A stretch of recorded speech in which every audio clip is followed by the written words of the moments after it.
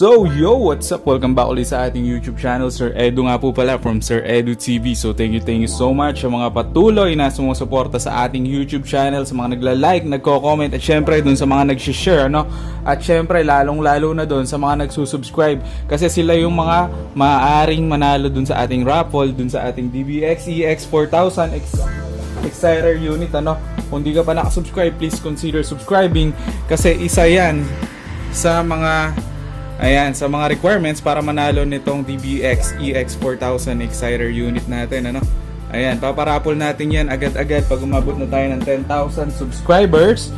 Ayan, sana umabot tayo ng 10,000 subscriber bago mag-December para maiparapol na natin to agad-agad pagdating ng December, at umabot pa doon sa New Year na pwede nyong gamitin yung processor nito sa mga sound system nyo, no?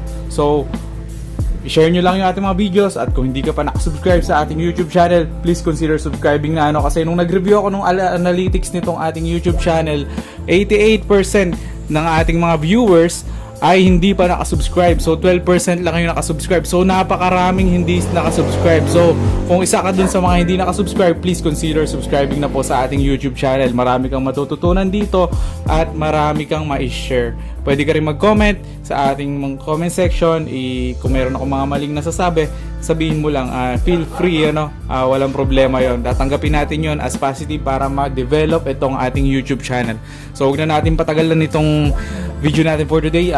Ito ay unboxing ng ating another na computer speaker. 2.1 din siya, kagaya nung kung napanood yung nakaraan natin na video, yung ating Logitech C313. Ito naman si Logitech Z333.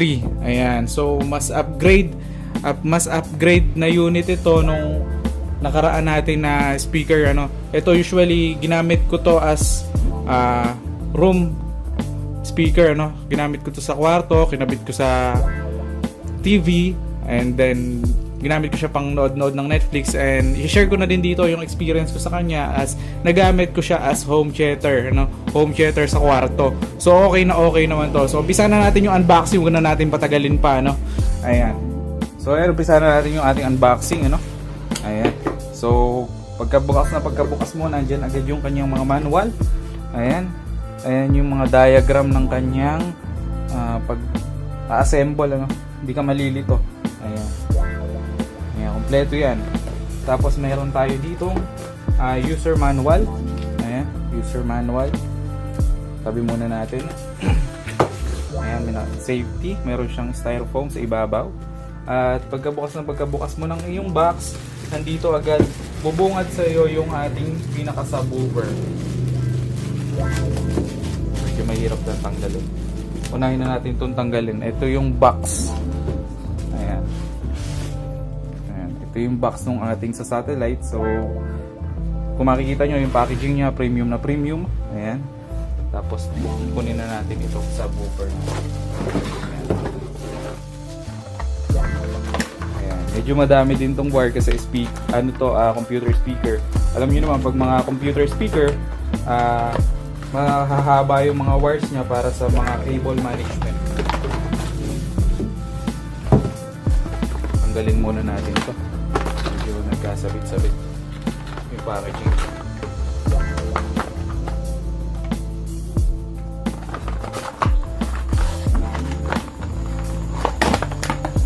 So ayan, tama muna natin itong ating box.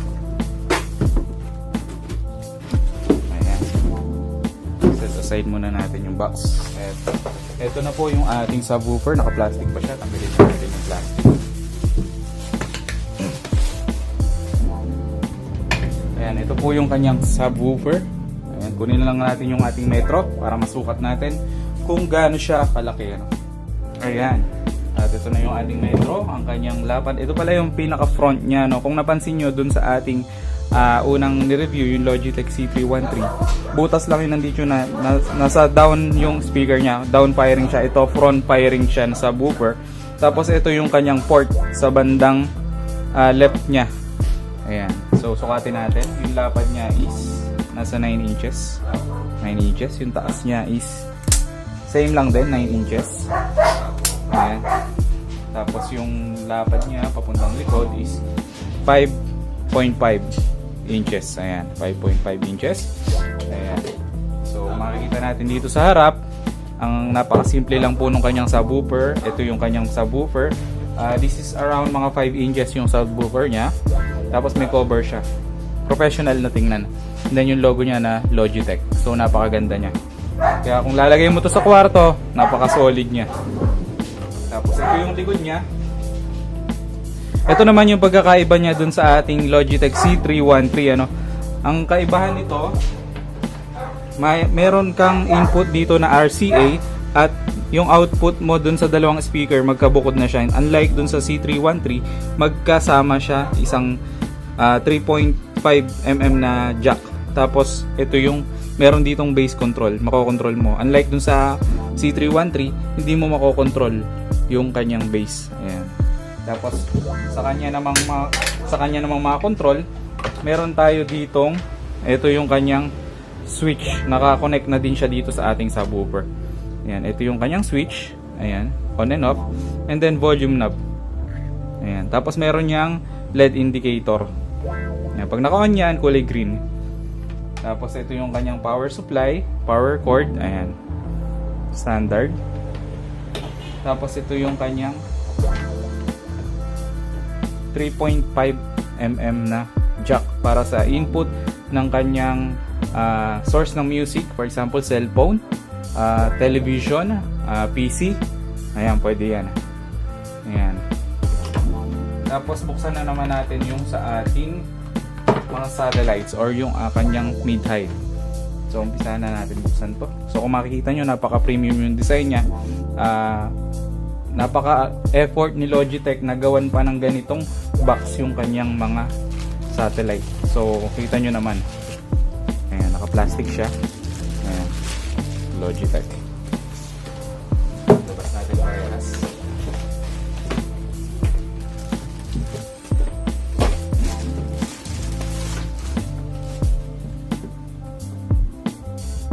So ito yung kanyang satellite or yung kanyang mid-high.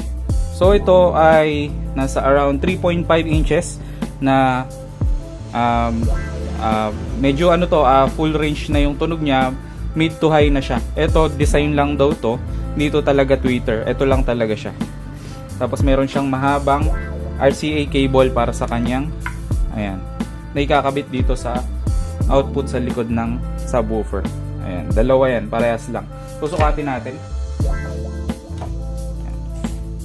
So yung taas niya is kulang 8 inches. And then yung lapad niya is 4 inches mahigit. Ayan, ito siya, dito. Ayan.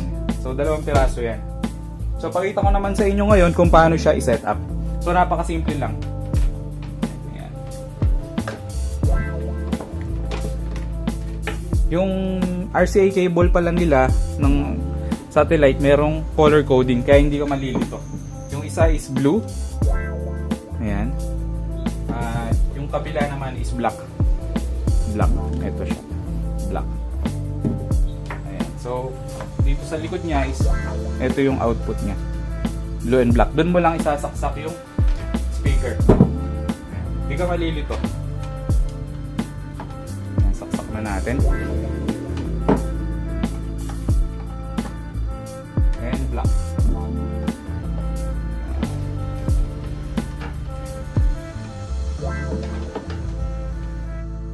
So ayan, na-set up na natin siya at nag-ready na tayo dito ng ating extension cable para sa kanyang power supply, and then ito na yung kanyang RCA cable para sa kanyang signal.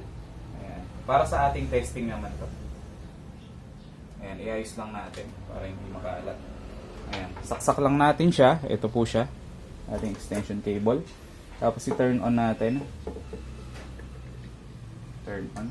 Ayan. Pag umilaw na po siya ng green dito sa kanyang indicator, naka-on na po yan. Ayan. Tapos ito po yung volume niya. So ayan, pili muna tayo ng ating music na gagamitin sa ating testing. Ayan. So unahin natin yung ating testing sa ating laging ginagamit, yung ating Reggae Drummer number 1. Ano? Play na natin yung ating music. Tapos magbigay na tayo ng ating volume. Ayan. Ayan. Kaya kung mapapansin nyo, wala pa siyang bass na maririnig kayo. Lagyan natin ng bass dun sa pinakita kong knob sa likod kanina.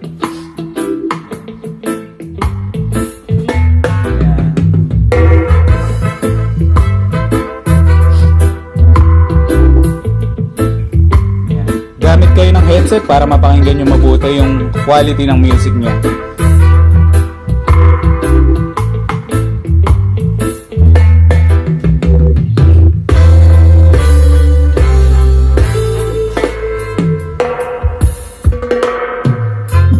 Ayan, try natin uling patayin yung kanyang subwoofer para marinig nyo yung pagkakaiba. Ayan.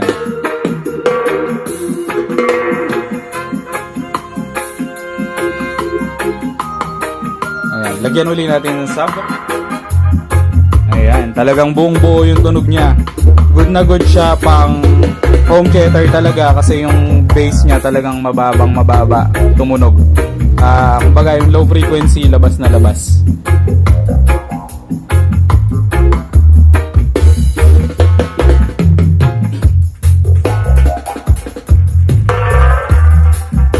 Gamit lang po kayo ng headset para mapakinggan nyo mabuti yung ating music.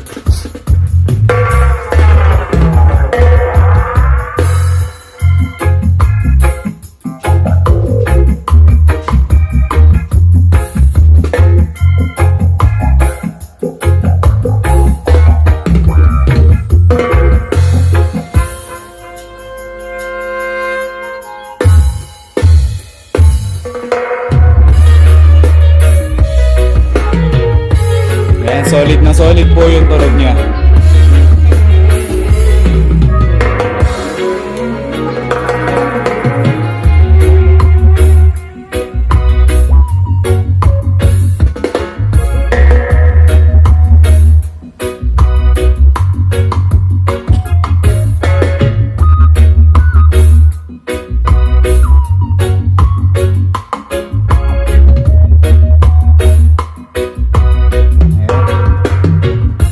So yan, palitan muna natin ng music para sa ibang genre naman. So yan, next music tayo. Funky Music by Mocha. No copyright.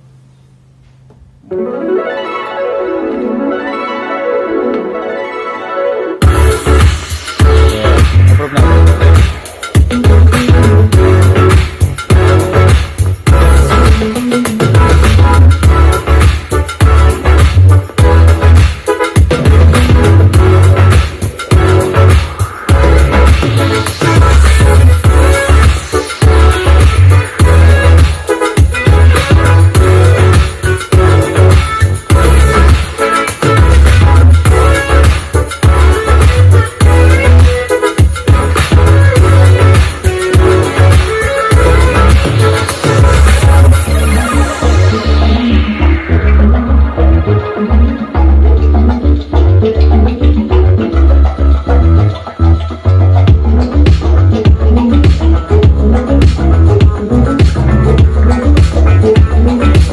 Gamit kayo ng headset para mapakinggan nyo na mabuti. Ayan, buong buo yung tunog niya.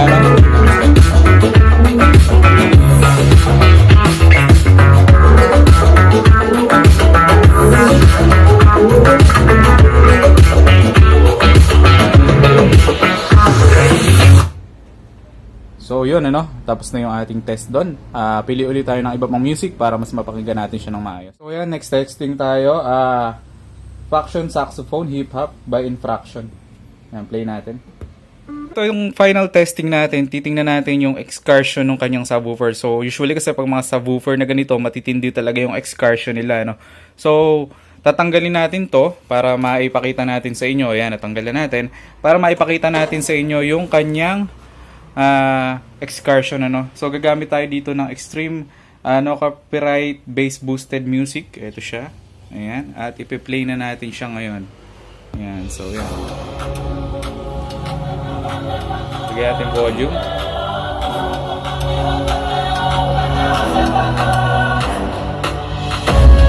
Ayan.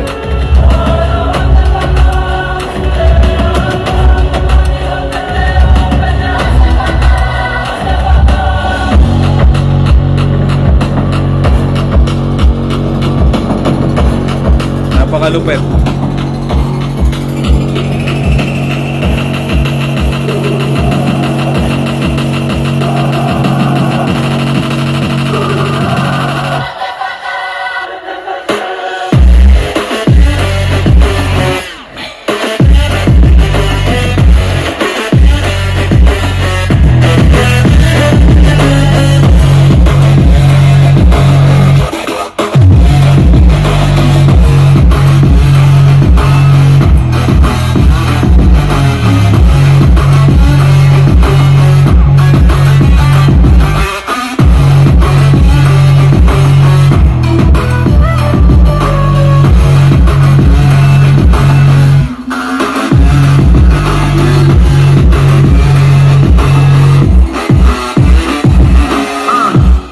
So yun na-testing na natin yung ating Logitech C333 model ito nga po pala ay 80 watts. Yung last time na tinesting natin is 50 watts. Ito is 80 watts. Mas malaki yung kanyang subwoofer. Yung nakaraan is 4 inches. Ito naman is 5 inches.